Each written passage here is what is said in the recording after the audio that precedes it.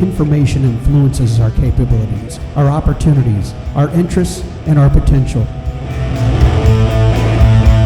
But we are not in control of this information and are influenced by those who control it.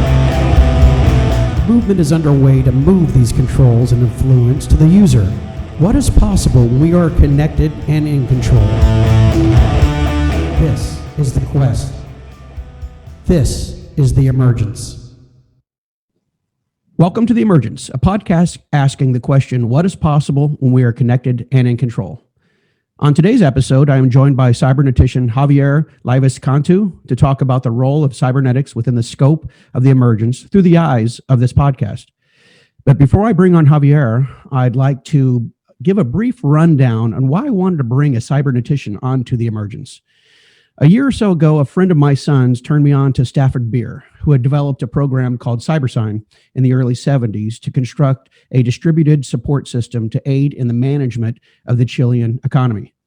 The program ultimately failed as the Chilean government was overthrown by a dictator, but what struck me was the approach behind the project through a form of scientific study called Cybernetics, which I have learned helps find purpose within systems of machines and living things. The word cybernetics is actually from a Greek term, which means to steer, which I figured in the eyes of the emergence could be a powerful tool set to consider when aligning theories with technologies to help people emerge from within society to become their more resonant selves, as well as serving their communities more fully. Do we grow by allowing systems of business and government to continue to assign purpose in how we consume information, goods, and services, and how we expend our labor?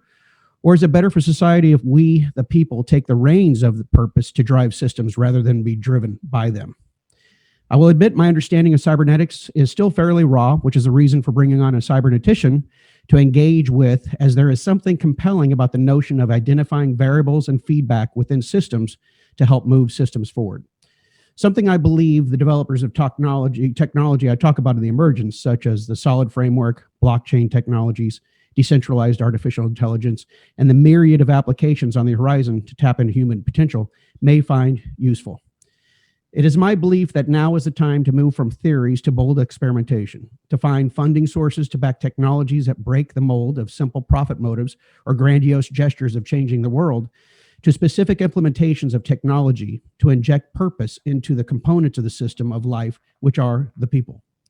To give people shovels to dig for their own purpose, to in turn strengthen systems that are relying on them. Cybernetics might not be the shovel, but I wonder if it might potentially serve as a design for a better shovel. With this, I'd like to bring on Javier Livas Cantu, who I discovered through his YouTube channel, which I will link to in the program notes.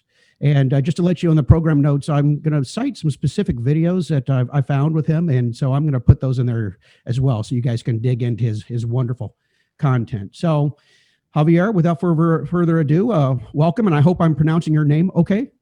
Javier Livas. Yeah. Oh, Livas. Okay. Livas.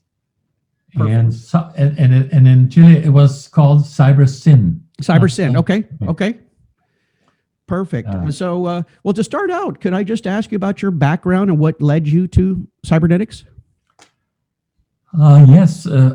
Thank you. Well, I studied law, and then I studied. At the same time, I was studying management and did an MBA after I finished law school. And by the time I had a lot of questions about how to relate law and cybernetics, given that cybernetics is the law of control and laws are about controlling people. So to make a long story short, eventually I met Stafford Beer. And it turned out that his viable system model maps perfectly, or almost perfectly, with the nation state. You know, it turned out, and this was very interesting discovery, that the American Constitution, and so the Mexican Constitution, is a recursive system. It is a control system, and it maps perfectly with the VSM because of the recursion principle, because of the homeostatic nature of the controls, where you are not trying to think linearly, but you're trying to set equilibriums, okay? So the Constitution of the United States is a balanced, homeostatic control system. Okay, and Yes. this, as a cybernetician and as an attorney, it turned out very interesting for me. So eventually, I met Stafford. We became friends, and during many years, and I had heard about his experiment in Chile, which was frustrated because of the coup. And I invited him to Mexico. He was here for a good part of 1983, and I saw him every day for many days. And we talked about everything, and I learned a lot about him, from him, that is. So now I say that I'm a cybernetician because I learned how to think as a cybernetician. You are not looking at linear processes, you're looking at systems. And what is important about systems? Well, the first lesson I learned is that systems are relative to the observer. You, as the observer, are the king. I can say this pair of glasses is a system. Well, then I have the burden of proof. Okay, why do I say it's a system? Well, it's a system for reading better, so I can see the print better. So a system has some internal coherence, but usually we talk about systems when they are very complex. Okay, we can say that a hammer and nails are a system, but we really use system to describe things that are beyond a simple explanation. Okay, where you have to model and keep those variables that make sense and discard those that don't, and then it's up to you to prove that this becomes a system. Okay. Yes. Now, the other thing that I learned is that because of the Macy Foundation meetings, in most of them in New York, just after the war, from 1946 to 1953, that's where you had the Big Bang of the information age. And what all the scientists that were gathered there at the Macy Foundation, they all chipped in to create this new science of cybernetics. So you had mathematicians, computer experts, you had electrical engineers, you had sociologists, psychologists, all sorts of people in there, and all of them making a contribution to cybernetics. Now, cybernetics changed the world, but then the world forgot about cybernetics, and we've been distracted by the computers. So many people think that cybernetics is about computers. Well, no, that's just one of the many aspects of cybernetics. You have artificial intelligence, you have neuroscience, you have a lot of the sociology was redesigned to take in consideration feedback, which was the main idea behind cybernetics. Okay. So that sort of gives you the idea of why I was so interested. It has changed the world, and we still need it a lot. And as you would say, we could use it to break the mold, because we're stuck in this game between capitalism and socialism. And Stafford used to say that it's not about isms. It's about how nature works and how we, as part of nature, have to find a way to adapt to nature and not try to control nature. Just try to work with nature. Oh, that's profound. That really is. And the thing about the isms is so true about everything's an ideology now, which seems to be so polarizing.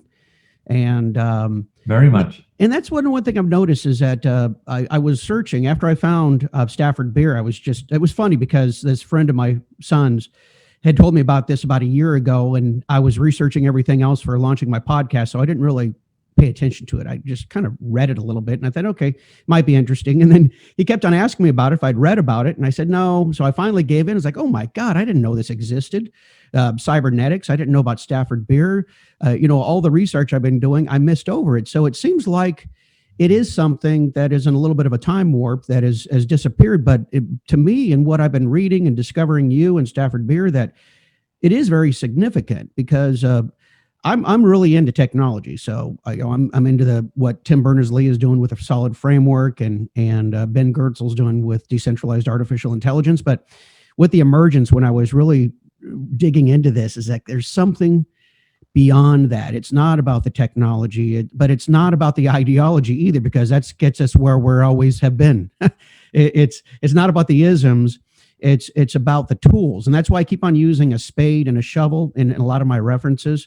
And I actually just came up with that last night about the fact of cybernetics could be design of a better tool, because I don't want to rely on technology, just like I don't want to necessarily rely on the base of human existence, because some of us use our primal brains, and technology to date, to me, I believe, is built more to tap into our lizard brain, our primal brains, not the frontal cortex. So just a reliance on tools is not the answer. But my thing is, and what really struck me about cybernetics is one word: feedback. And I think that if we could gather better feedback and put it back into this loop, as opposed to being a closed feedback loop, it could be an open loop to help educate systems and then bring people into better systems. So can you tell me a little bit about on the cybernetics on feedback and how that really struck you, and maybe with Stafford Beer and maybe some of the challenges he had in the Chilean government with limited feedback? Yes, one of the challenges, one of the problems we have with feedback is that the word feedback has been misused by the popular use. Okay, people will say, "Oh, I got feedback from my friend because of my book." Well, that's the way people use it every day, like a response to something you did. Okay, but actually, feedback is built into the system. Feedback, the true feedback, is a continuous function that takes part of the output and feeds it back to the input, and then you create some sort of equilibrium. Because systems usually have, let's say, goal-getting systems have a positive feedback, which is an accelerated loop, let's say the source of energy in your car, okay? Yes. The gasoline and the motor. And then you have the feedback function, which is the control function, where you're driving the car and you're reacting real time to the road in front of you and to the cars in front of you. So the true feedback is continuous, okay? It's hard to tell where it begins and where it ends. Yes. Because you are driving your car and you're changing your position as you're driving. And just to say that somebody sent you a letter and that's feedback, I have to accept it. I mean, it's so popular now that it's hard to argue against it, but that was not the origin of feedback, okay? The true scientific feedback is a continuous function where part of the information from the output gets fed back into the input. And then you have this circular loop, circular causality. And in these loops, you have adaptation, more like trial and error, okay? It's how you catch a baseball, okay? You are not computing the velocity or the speed of the baseball. You are appealing to internal patterns, and you are looking at the ball and you are doing this back and forth adjustment until you get yourself right below where the ball is going to fall, okay? So many of the things we do everyday life are possible thanks to feedback, but the real feedback, like raising a glass to drink some water or anything, this is how Mr. Rosenbluth, a Mexican friend of Norbert Wiener, discovered this notion of feedback. He was studying homeostats with Canon, and then talked to Wiener, and Wiener was trying to solve the problem of aiming the guns during the Second World War. So they connected They became friends, and they discovered that that you needed to take that output information and bring it into the input in order to have a better way of aiming the guns at the German airplanes. Okay, so that's where feedback was born between these two guys that got together. Okay, so feedback is very important because all natural systems depend on feedback. Okay, and the popular use is misguided because if I do something wrong, I get negative feedback. And they tell me that it's a bad, negative is bad. No, but negative is corrective feedback, so it's good. Exactly. Okay. Exactly. So that is one very important distinction that I want to make. I have a whole video about this, so I'm not going to extend very much on this unless you ask me more questions. Yeah, well, I'd like to comment on that a little bit. Is the fact of that's actually how I discovered you, was on the direct democracy. You had a video, and I had just created an episode, launched an episode, and just that fact of that real time, information coming in and out of the government. And one of the things I've had a thought experiment that I've used before, and I think I've written about it before. And it's about the fact of a bridge communicating with a commuter. So a bridge is going to be rerouted sometime in the future, theoretically, and the commuters that are driving under that bridge are the ones that would be impacted by that potential rerouting. So wouldn't it make sense for that bridge to communicate with the commuters driving under that bridge, to let them know about pending legislation which would affect their commute? So, and to invite them, and not necessarily into only a physical council meeting, but possibly a virtual council meeting that was highly related to their, the feedback of the bridge, and then the feedback from the commuter that would, based on, because they're localized, they're the ones that are going to be affected by that community, and they're outside of actually necessarily not just the politician. It's a relationship, a dynamism that's in between what's going to happen, the cause, and the people that are going to be affected. And, to expand on that, there's something I discovered with Stafford beer in a comment about in the Chilean economy. I had read something that there was one of the problems that he had with his systems was that he wasn't really getting live feedback from the workers within the Chilean economy. I have no idea if that's a fact, but it's kind of, I'm painting this picture about the fact of the dynamism of this loop. Is that true with Stafford beer, that affected his ability to keep on building the Cybersyn? Well, what interrupted the Cybersyn experiment was the coup. Okay. And I spoke about the experiment with Stafford for many days. I think I know a lot about it.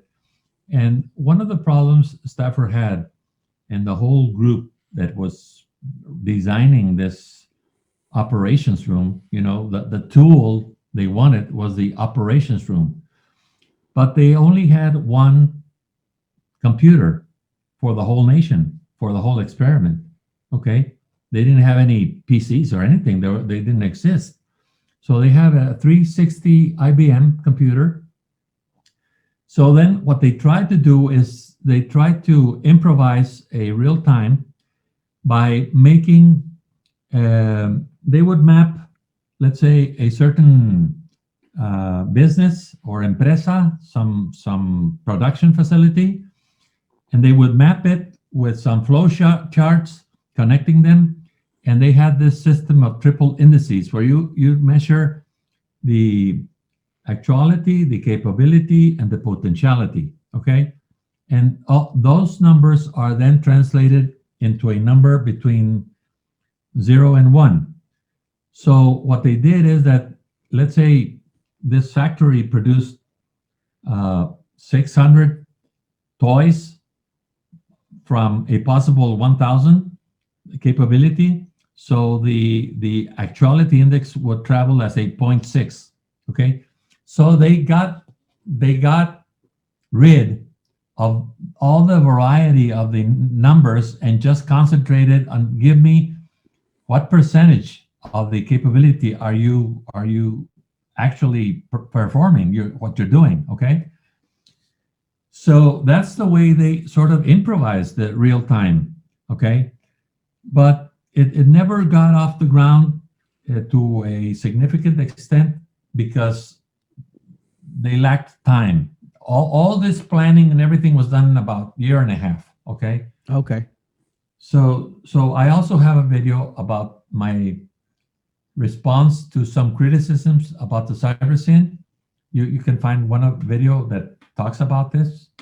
Oh, great. And Okay. I explain exactly how far it went, and most importantly, that it's never been done again, ever. And this was in the early 70s. So 80s, 90s, 2000, it's almost 50 years now, okay? And there's no country that is doing this. There is no real-time management system in any corporation that I know of, okay?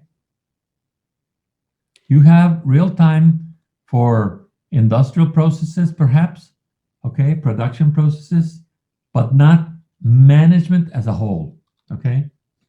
And I'm pretty sure that this is the future because you could map the nation state, and then you could map using the VSM model, or better yet, what I call my universal management, which has some improvements to make Stafford's model easier to understand. Okay. And then I also have a video comparing what Stafford did and what I am adding so that you can see the difference and perhaps agree with me that I make it easier to understand.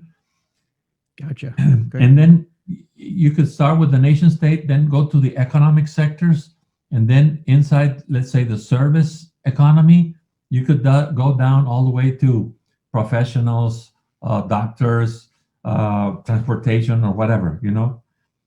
And you use the same map because the way you map the living systems and organizations is based on Stafford's BSM. The same map works for everything, okay? Interesting. So if you create one software that solves for one, let's say how you connect two different recursion levels, you're solving for every single government, every single business in the world. Yeah, you're creating a framework for others to follow. That yes, I call it the 7 systemic functions. Okay. Okay. And I have Stafford's 5 plus 2 more. You start every corporation starts, and I know this as an attorney also. You start with an identity. When you ask permission to incorporate, you have to say what are you about. Okay. So you need an identity. You need the planning. You need an executive. You need the operations. You need somebody to coordinate, somebody to detect errors, and then what I call a security framework around that, okay? Okay. And it's been very interesting to find out that Stafford never wanted to do the security thing because he didn't want to work for the military. But it turns out that the only guys that have done Stafford's work, the honors to Stafford work, are organizing the SEAL teams and other special forces, which need perfect coordination and perfect everything because those guys are exposing their lives every time they act. Okay. Oh, that's interesting. So it's perfected. It was adopted. It has been adopted by different teams, military teams, but only known to us in the recent years. Okay. And so on this thing, when you went back to Stafford on Chilean, as you were describing feedback, it seems a little bit binary. On that comment that I was reading, I think they were talking about that, and this talks about the SEAL team and everything else. Is that if it's a kind of an on-off, is it you're effective or you're meeting a capability metric or this or that? The individuals that are the components of this system, they're more nuanced of really be honest with you, some people might not be feeling well that day, so that might be affecting their performance. Somebody might they might have a manager they're dealing with that they're not in sync with, they're not aligned with, and their values of how they would attach the project. So there's all these variables, obviously the variables. Yes. So how they tried to solve this. They started solving this by creating some statistical programs where we'll be reading the indexes that I told you about coming in. Okay. And if you had a spike, maybe it was just a temporal thing. Somebody felt bad. But you could, what the idea was to detect tendencies, okay? So, or detect step functions, okay, when you increase the capability. And if you're detecting a gradual increase, then you're going to run out of inventory before the eye can see, let's say, before anyone notices. So Stafford was trying to create a system that could forewarn the managers of things that were going to happen according to the statistics of the production and not just by hunches, okay? So it was very modern, and in a way it hasn't been applied to management in general, only to more specific processes. But real-time control is the future, okay? There's no doubt about it, okay? We need instant information. You have many accounting systems today where you are renting some merchandise in the cash machine and in the department store, and it appears in the balance, okay, immediately, okay? It's instantaneous. And Stafford was trying to convey that his model was the future, and that if we adopted the language of cybernetics or cybernetic management instead of the traditional conventional management, the whole planet would do much better. It would be more responsive to the components of the system, more or less, as what it sounds like, because it seems like historically all the systems that have been built, whether it's business or government, they're very top heavy and they're very centralized. And that's where I think I was very interested in cybernetics, because I'm into decentralization. And he didn't describe this as centralization versus decentralization, because the human body gets pretty centralized when you're in an emergency. Okay. Oh yes. So he was mimicking the human body. The VSM was designed because of the layers of the brain and the complexity of the nervous system. And that's where you get the 5 components from: the identity, the planning, and everything. We have this naturally built into our nervous system.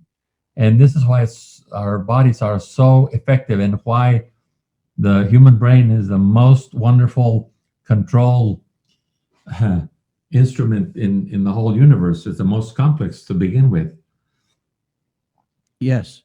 And I guess really when I talk about the emergence, because the first thing you shared with me was the emergent lie, that video, and I have added that in the show notes. Just to let you know, all my references to your videos that I'm talking about, I have in the show notes, so people can dig in and view themselves and really dig into it. And the thing that was interesting about the emergent lie, so obviously my program is the Emergence, and that's the thing that really that's driven me on this, is that and it really was a little bit of a wake-up call. And you're talking about the emergent lie and the way that systems of governments work, is that in of itself, these the representatives are emergent representations. But my thing is that in the Emergence, just like that, where I got the inspiration is from Stephen Johnson's book, the Emergence, the Connected Lives of Ants and Cities. I don't know if you've read that, but that's where I got my inspiration from. And it's how I read it on the subject, and I can see why. Ants are governed by 6, 7, 8, or perhaps 9 rules, And from the interaction of those rules, you get the anthill. It emerges from following simple orders. Yes, well, with in his book, they're talking about ant colonies that are able to work with each other outside the dictates of the queen ant. So there are obviously some basic norms built in there, but they use pheromone trails to be able to provide hints of where it's good to bury your dead or find food sources to protect food sources. Yes. So that's what I'm talking about as far as on the emergence is if you have these systems that are, I guess it's not to me personally about just the real-time nature. It's the fact of how it's built. And if you're able to provide tool sets for people to allow their internal capabilities and internal purpose and internal potential to really surface into the system as opposed to being held back by the system, then better systems will be created. And that's the reason I wanted to bring you on board, because of all the videos I was watching, there was hints of that. But you go back into the little bit of the centralization thing, but then it's more nuanced, which is what I need. I mean, for what I'm thinking about, I really need to actually engage with people like you to really flesh this out more fully. So I've got one example that I've written that I had in one of my previous episodes, and you also had that on defund or defend the police, which is a great episode. Beautiful. So my thing is reform the police. So I don't believe in defunding the police, and I defend the police, but I really only through reforming them. So I used an example in one of my episodes of technology being built to train police officers that is sourced by community members and stakeholders, the police officers. So, and you might know more about this than I do, as far as the way the technology in the police departments is acquired and trained and implemented is, if this is something from a police union that finds a software that's going to help train police officers, then that could be influenced. That software in of itself to train the police officers could be influenced.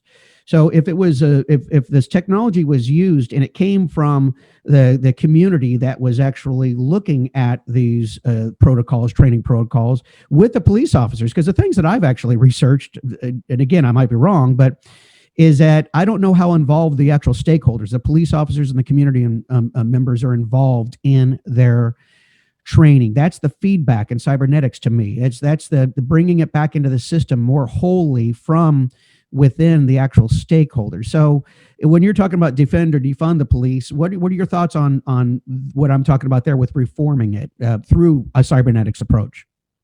Yes, well, the key idea of cybernetics and that Stafford identified as the key law of cybernetics is the law of requisite variety. Okay? I don't know how much you managed to grasp or read about it. Yes. I have explained it in other videos, and it is the prime importance. What this law invented or discovered by Ross Ashby, who was a compadre or good friend of Stafford, according to what he told me, the law says that in matters of control, only variety absorbs variety. I'm going to put a very simple example. You have a little child, okay? A little boy. His variety is the different things that he can do, some of which he can be in danger or get himself in trouble, okay? If the father is watching television and not looking out the window and not noticing that the child is running towards the pool, that the child might die. So the father does not have requisite variety because he is not paying attention. So requisite variety means being able to counteract everything the system, in this case, the little boy, is doing by you doing something else, you as the control system, okay? So for every misbehavior, you need some solution. Maybe 5 things that he can do that you don't want can be solved by putting him in a little pen, okay? So that takes care of the variety. But only control variety has to absorb perturbance variety, okay? Now, when you take this into society and policemen, the equation between police and the people, let's say, being in order, the police have an almost impossible job, okay? Because there is probably 1,000 people for every policeman, or perhaps 500, but it's like a lot to one, okay?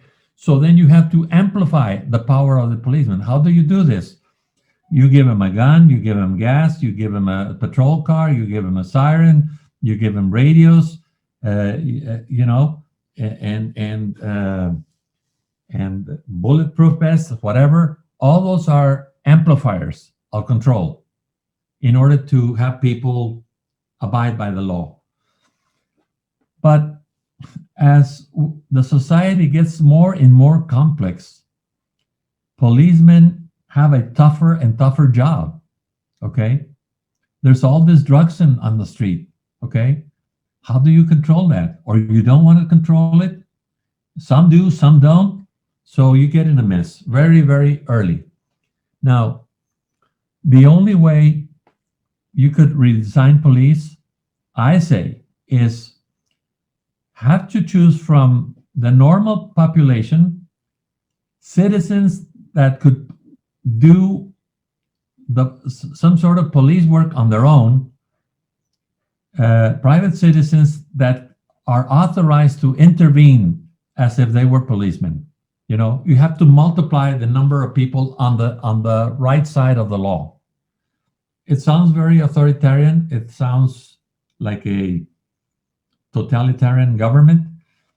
But how do you meet the requisite variety?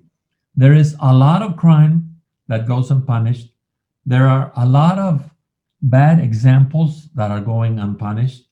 So it is a very difficult job. But if you study it through the variety equation, as I did in DEFUND or DEFEND, and as I do also in defending the Second Amendment, at least it gives you a tool where you can talk about it and make some sense, okay? It's not political. It should not be emotional. It's almost a mathematical problem, okay?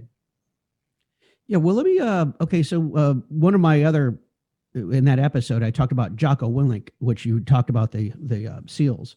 And he had on a Joe Rogan podcast talk about the fact that the police should have real-time training like they do in the military for handling all of these different situations. And see, my thing is, I come from the Emergence as more of a understanding, to be able to understand the variety, to be able to have the systems have a better understanding of where the variety is injecting itself through the feedback into the system. And if you are training the police, just in my opinion, and you're running through these potential situations every single day, and those situations are coming from the community, so the Black communities, from the brown communities, to where they have a more of an open dialogue of the types of situations that might erupt. If that's where I always come at this from the technology, but from the human level is, yeah. It just seems to me that if you're only arming more citizens, in my opinion, if it's actually arming the citizens themselves with more understanding, possibly of themselves and what the police are going through, and the police of what the community is going through. That's that feedback that I feel. That works for the variety equation. That works that's part of the amplifiers that you have to use. That's one possible solution. Okay. If people come to know about the law better, if they're better educated, education is a huge amplifier. Okay. If those communities you talk about don't have access to good education, it's virtually impossible to ask them to behave correctly. Okay. Yeah, absolutely. And the same thing on the police, though. So the police, I mean, do you agree with the fact that police should be able to be more fully trained on the fact of what the communities are going through? So, and possibly to be then vetted a little bit more of how they would interact with and how they would act in situations that are difficult, and they might be having a bad day, and how do they deal with bad days, or they might have some pressures of the course. varieties of these systems. And so I see it as providers and consumers, the stakeholders and the people, and in all these systems there's exploiters. And it's I could be in a relationship with a woman and I'm exploiting that relationship. I could be a police officer exploiting it. I could be a gang member exploiting it. So there's all these within the systems, there's these means of exploitation. And when the feedback is actually shut down, where you're not allowing understanding of these components that are flowing through these systems, just like the police have a better understanding of what's happening on the streets, and the streets having a better understanding of what's going on with the police, and Walmart having a better understanding of what's going on with their employees, and employees with their managers. You know what I mean? It's just, and that's where, and I did see in your video, you were talking about that, but in the eyes of the emergence, that's where I come from. It's I have something called CAPE. It's creativity, awareness, productivity, and empathy. And I feel that's the four pillars of the human condition that technology could tap into. And I think that empathy and that feedback loop is an important part of that, because if we have a better understanding of one another, I think that we will have a better shot at creating a better society. I mean, that's absolutely. I don't disagree with that at all. It's part of the design of the amplifiers and the filters, and having the more intelligent or more highly trained a policeman is, he will be much better as a regulator of the situation he's facing. Okay. Yes. If you have a policeman that acts only binary because of the color of the skin of the person in front, that's the worst case you can have. Okay. Because if you're white, he'll give you, look, I see this every day. Okay. I live in a community where it's very obvious that policemen do not stop people like me. Okay. Because we are the bosses, let's say. Yes. And they will stop a guy with a little truck. Okay. Yep. And that shouldn't be happening. Okay. But then you have to look at the whole system, Paul. Yes. You have to look at the police, at the jails, at the judges, at the attorneys, the prosecutors, the whole thing, and the American system of law, with all the bargaining that's going on, it's very inconsistent. It's like you're training people to become bad. I have a paper that maybe you would like to read. It's a paper I prepared for the meeting we had at the Friends of Stafford. We're about 100 guys, and we meet every year. And I prepared one we had in Waterloo in Canada, and close to Toronto. And I talk about how the law is very blind to probabilities. Okay. And how when the law is blind, it tries to do one thing and it creates exactly the opposite effect. Okay. Yes. Let me give you the example I gave at that meeting.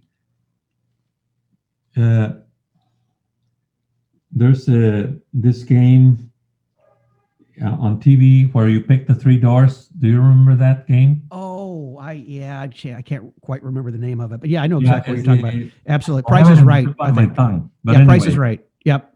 Not The Price is Right. The one with the doors where you have a car and two goats. Oh yeah. Gosh darn it. Yeah, I can't remember. I know exactly what you're talking about though. Okay. Well, okay. Whatever the name. The thing is, most people will say that after the presenter opens one door with the goat, most people will say that the probability now is 50-50. Okay?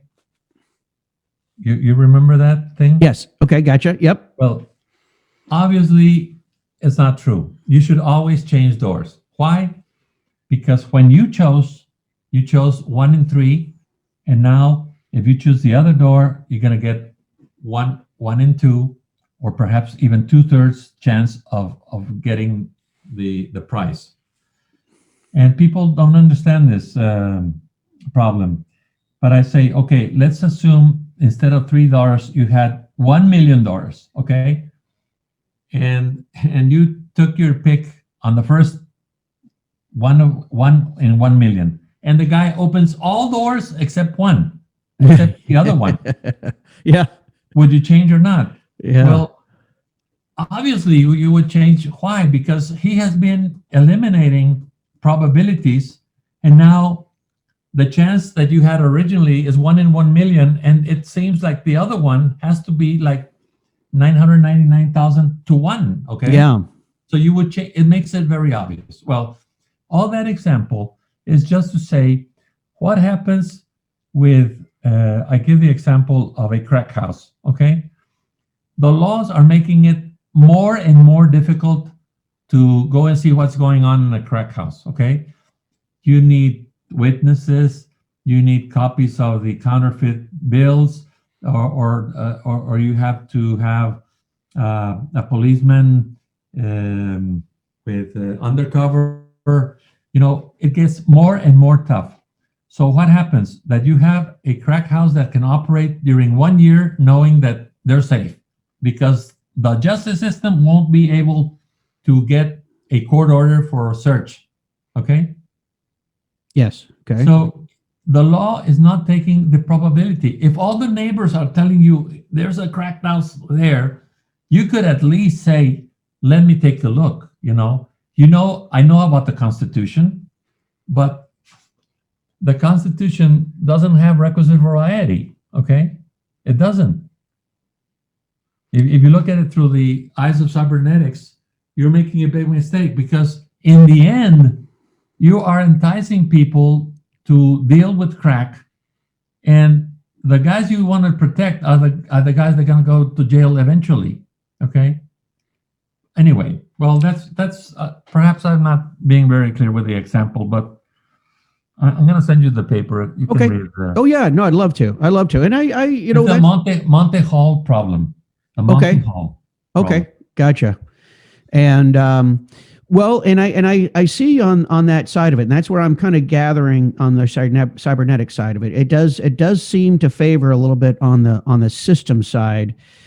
In your example, that there is an assumption of there's a crack house, and the law of probabilities of being able to then find out what's going on inside the crack house. So that's the measure of the control, and you would use predictive technology to be able to have a better idea, and that's again from that system side. So now on my side is from the emergence, is that okay, all the people inside the house are doing crack. Well, my side of that is create better systems to help those people, to help them empower themselves so they are not smoking crack. So therefore, there's not as much of a reason for the system to have to employ predictable.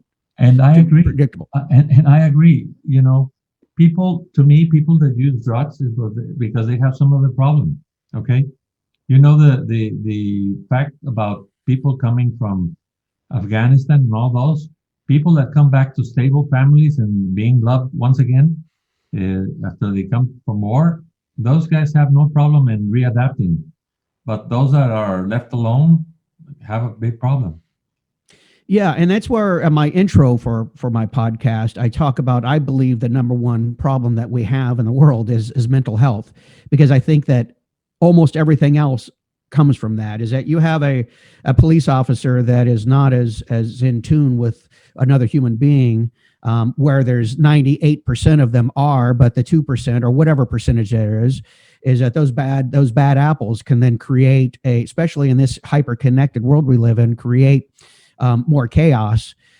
So it's the elements. Okay. Oh, go ahead. But then you have another problem that Stafford described as pathological autopoiesis. What does that mean? It means that the police corporation becomes a system that protects itself against foreign influences, and it will cover for the bad apples in the police, okay?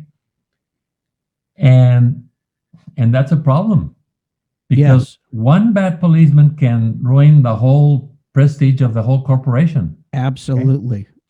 But they will cover for each other because they are always, all of them know that they are always at this border where at the edge of chaos, okay? A bad decision in a search or a visit to some family dispute, and they don't know if the guy's gonna go crazy and pull a gun on them, you know? So they're always on the brink of disaster. So then as a unit, they protect themselves, okay? Yes. How do you fix that? How do you fix that? Well, and actually I wrote this when I was preparing for this. I just wrote the words chaos creates environments for control. And that really does. And my thing is, how do you fix that? Is that's the thing I want to really start focusing on, is not the isms and the theories, is very specific pieces of, just like the police. I mean, one of the things I'd like to do is I would like to interview somebody in a police department and a technologist and a member of the community, and just, and find the best representation of that, and then start to dig into that. I mean, really start to dig into human nature. Human nature gets in our way because we are humans. And Yes. the thing is, way that I feel that technology has been built here, especially recently, is that it's preying on our lowest common denominator, which is creating that chaos, which is then, that chaos, it's then creating these environments that, well, you can't handle yourself, so you need these controls. And when you're in your one video talking about government, you had actually said something that I really liked, is that government is government is communication. And when you're really talking about breaking it down, of the way that the Congress has a direct line in with funding. Oh, yeah, that's the emerging lie. That's a big problem, and we're seeing it right now. And but that's the same thing that you just talked about with the police. I mean, I think there's a common theme here that I think can be explored, that technologies can be experimented with. That, and one of the things I think it was true is that experimentation, you got to experiment, because some things are not going to work. Right. For instance, I wanted to bring this up with you. I don't know if you're familiar with what Tim Berners-Lee is doing with a solid framework. No, I'm not. Okay, so they're building, Tim Berners-Lee, who built the World Wide Web, is now trying to build a better version of it that's decentralized and more resonant. And I've been following his team for the last 2 years, and on GitHub, and I've actually met Tim Berners-Lee with just a quick meet and greet, and some of the members of his team I've communicated with, and they're doing something in Flanders, Belgium. And I had written to their team because I saw a study that they were creating technology to interact with, to connect the citizenry of Flanders, Belgium with the government services. And I had posed the question through an essay: could you turn that into a vehicle for direct democracy, where people are actually engaging with legislation directly? Mm-hmm. And one of their key members of the study got back with me and said, absolutely. And he said he would forward his study to the government in Belgium, and my essay to just kind of comment on it. I just found out recently that they actually have that study is now turned into a real life program that they're implementing. That's great. And so that's something I wanted to kind of, and I'll email you as well, is that these real-time things where you're bringing in, it's almost like you're trying to go around the end game of what the politicians and the representatives are, is that you're allowing people to see a little bit of the sausage making and to open that feedback loop. So representative democracy is failing really badly. Okay. Yes. It was invented when you didn't have any efficient ways of communicating. Communication was traveling. Okay. And it's very it's amazing to see that the Congress still works like it was designed 240 years ago. Okay, because now the COVID crisis has shown that you don't need the buildings. You could have a Congress from home. Mm-hmm. If you're drafting new legislation, you could do it from home. And if you're drafting legislation, you should have the opinion of those that really know about the subject and not just anyone, because Congress becomes a bottleneck, okay? Because they can't know everything. Exactly. So this is why I see that the recursive structure of the nation state, what I call the cybernetic state, eventually will have only experts dealing with transportation, only experts dealing with agriculture, only experts dealing with the environment. You would have a Congress for every important sector of the economy, and the people working in those areas would be the ones doing their own rules, like self-organizing systems. Okay, and then all those systems would work together to produce the best output for a society. So in my view, we would have like 15, 17, perhaps not more than 20 congresses for the different sectors of the economy, including government as one sector, and let them self-organize using feedback, better measurements, real time, and all that. Yeah, and then so that is super interesting to me. And here's the thing about the experts. Okay, so I want to kind of dig in on that. The expert is, what is an expert? Is it somebody that just has a Harvard education that can afford it, or is it possibly? And that's what I'm talking about. Is well, you could be an expert consumer. Okay. Thank you. Okay, 100%.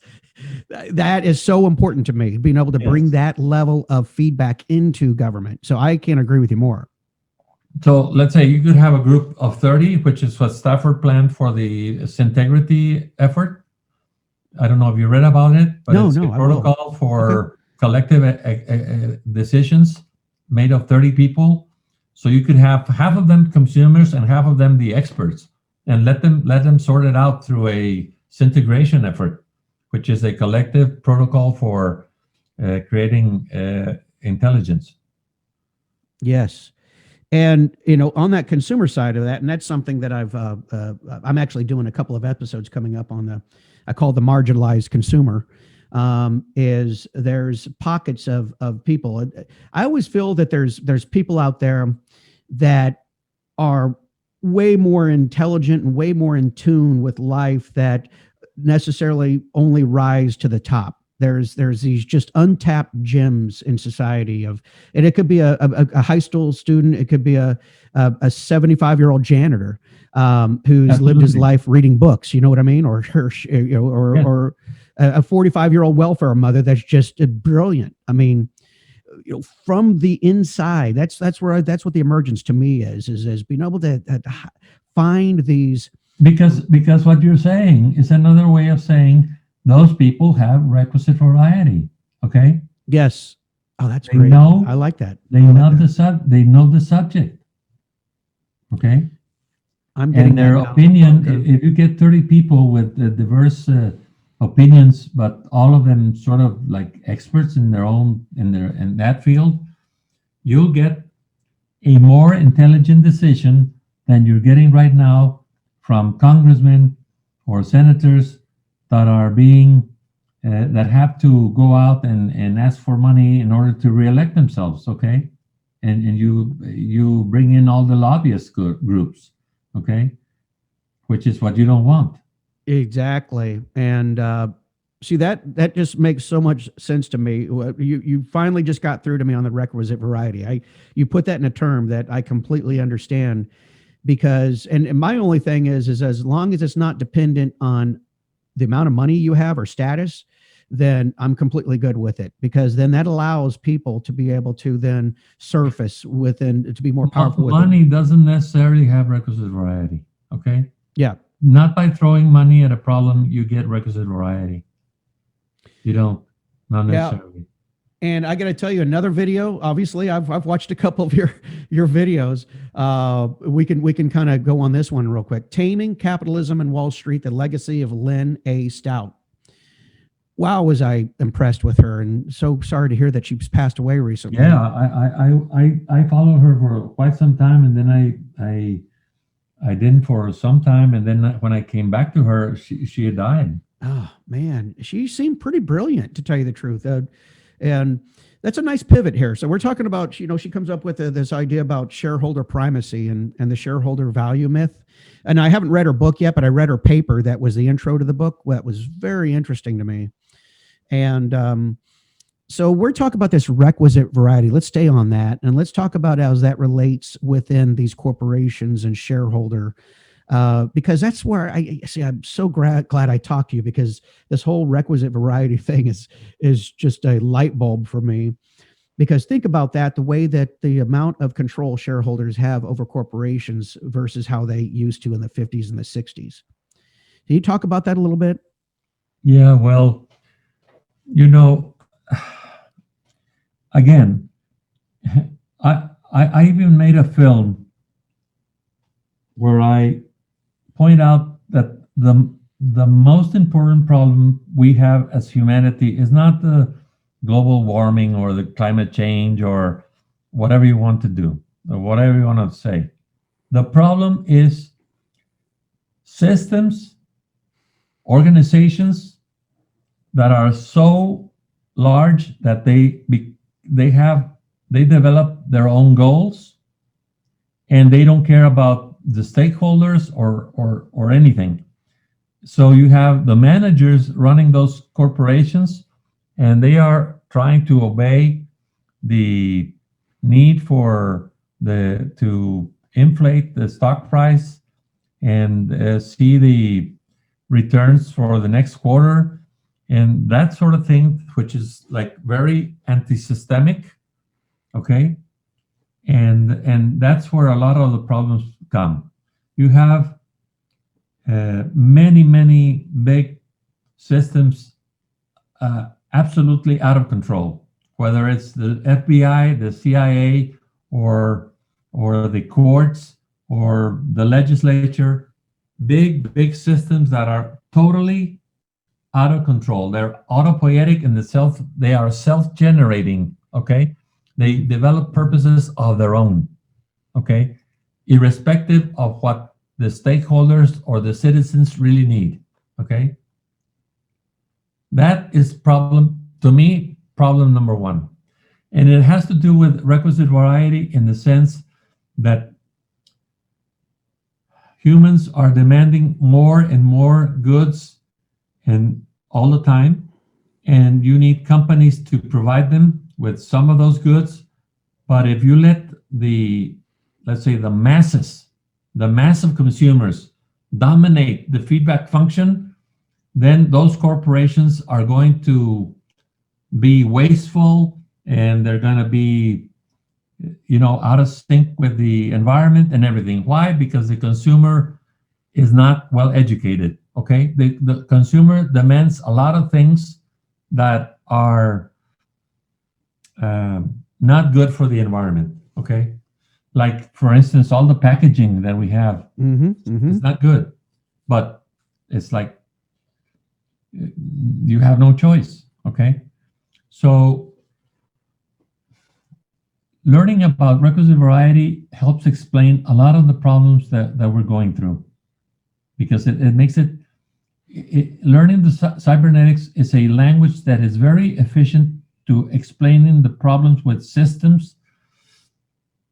And it's really too bad that people think that cybernetics is about computers and not about control systems and living systems as ourselves. Yeah, and that does seem, and that's what drew me to this, because I plan on having my podcast for a while, and I want to grow it, and I would like to actually have cybernetics as a part of that, because especially after talking to you, that's why I really was just chomping at the bit to talk to somebody in the know, and I didn't really realize that you actually were friends with Stafford Beer, so that's a very nice. We were very good friends since I I met him in Toronto in '81 till he died in 2002. And I've watched countless videos of him and amazed at that level He was of a genius. He was an intellect. incredible genius. And but are there, and the thing is there are roles of cybernetics as specific ways to it really, I see the emergence as my role on this over the next several years is to find these theories and find these individuals and these influencers and marrying them up with the technology so we can really start to build these things and experiment with them. I have a perfect example of somebody. I don't know if you're familiar with her, but I'm really struck by her. I haven't met her yet and haven't chatted with her, but her name is Vivienne Ming. She runs Socos Labs. Are you familiar with her at all? No, I'm not. Oh, sorry. Well, she has a lab, and then they don't exclusively deal with AI, but I've listened to a couple of her podcasts, and it's something I'm going to try to get her on the show in the future if I can. But when you talk about probability, she builds tools that are steeped in artificial intelligence, but as to augment human communication, not to replace it. She's big on that, and she did something with a company called Guild. And I used to be a recruiter. I've recruited overall my history, probably 8-10 years. So she had built a tool to identify patterns in individuals as candidates and align them with employers. And, what the thing, and actually she was showing that they were able to prove quite a bit of success in this when the recruiters would use this tool. But by default, a lot of the recruiters that were part of this study would just go back to old school ways of looking at resumes and penalizing people who had 2 months gap in their history, which is, I've been a recruiter and a lot of them do that. And it's terrible because there's the possibility of labor aligning it with the employer is unbounded when you could really tap into these things. But right now it's not even showing up in the radar as the way I feel is it's just so underserved. So when you talk about all these ideas of being able to grab probability of how consumers are engaging with products, employees are engaging with employers, citizens are engaging with their government, I want to really start talking more about these specific tool sets and these people that are building these tools, the Vivienne Mings, the Tim Berners-Lee, the Ben Goertzel, who does Decentralized, who's building decentralized artificial intelligence. So I wanted to kind of get in front of cyberneticians and maybe let them know of these things that maybe they can in the future think about it and possibly reach out and find some synergy and really start to build these things. Well, it would be great if we could do something about it. Yeah. Okay. So, now, do you have any questions for me at all? I mean, we can start to wrap this up here. We've been on for about an hour. Well, yeah, I'd like to know where you live and how did you? Well, you told me already a little about how you bumped into these ideas. Yeah, well, I live in Avondale, Arizona. So, and I'm a full-time employee. I do marketing and information systems and help with sales for 4 motorcycle dealerships. So it's part of a dealership group. I've been doing that for the last 7 years. And I had tried to build my own technology with a friend of mine, Tim McLean, called Quired, Q-U-I-R-E-D, to build a framework. And it was just a failure. And it was because of me, because I couldn't really identify what it was. I'm 56 years old, so I've been chasing this idea of the emergence for about 20 years.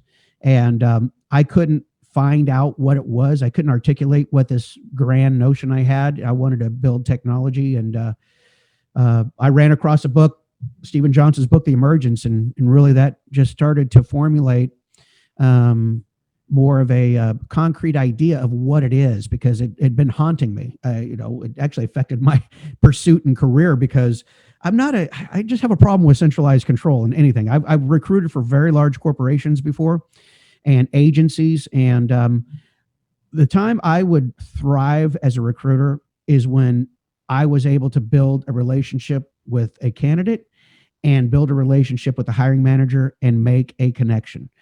All this crap that was involved in between of hiring metrics and interviews and submittals, I just had such a problem with. But I've always been attracted to finding value in people and aligning them with other things in the world, whether it's goods, services, or Well, value is a very important component of identity. So if you get that right, you've done 90% of the problem solved. Yep. Well, and I want to have this as an ongoing conversation, and maybe we can chat sometime in the future, and I can continue. Anytime you want, I'll be here. Just let me know in advance, and we can talk again anytime you want. Absolutely. And then go ahead and send me that paper, because anything you send me, trust me, as you know, I will dig into it. I'm very interested in it. So, well, Javier, I really appreciate your time, and thank you so much for coming on the Emergence. No, thank you for your interest in these things. They are very important, I think. Okay. Absolutely. All right. Well, we'll just talk to you later. Okay. Goodbye. I'll send you that. All right. Bye. Bye.